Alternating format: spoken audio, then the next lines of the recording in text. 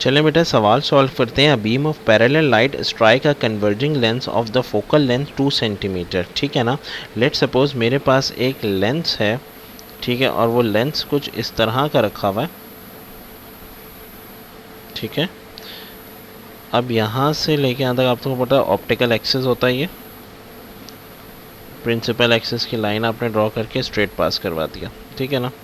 अब एक पैरेलल रे यहाँ से आई, यहाँ से टकराई एंड इट बेंड्स डाउनवर्ड। एक पैरेलल रे यहाँ से आई एंड इट बेंड्स अपवर्ड, इधर से, ठीक है।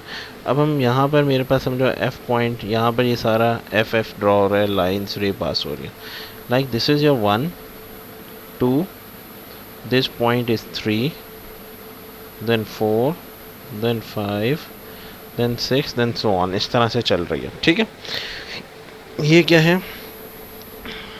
फोकस पॉइंट, या you can say focus point है, ठीक है।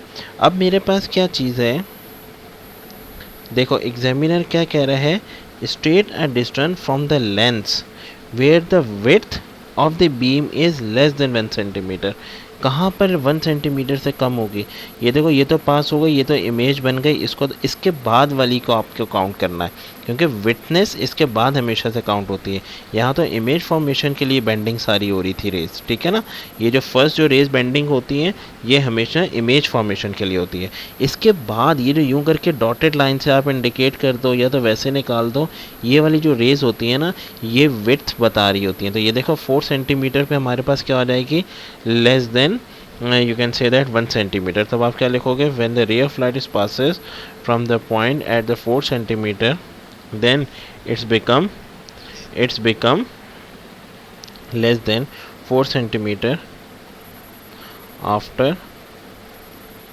passing through लेंस, ठीक है। अब वो क्या कह रहा है कि मोर देन 1 सेंटीमीटर। अब मोर देन 1 सेंटीमीटर कहाँ होगी?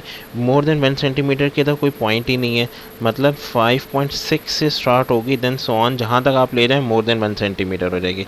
तब हम ये लिख दो, पासेस फ्रॉम द 5.6 सेंटीमीटर और the 6 centimetre more after passing through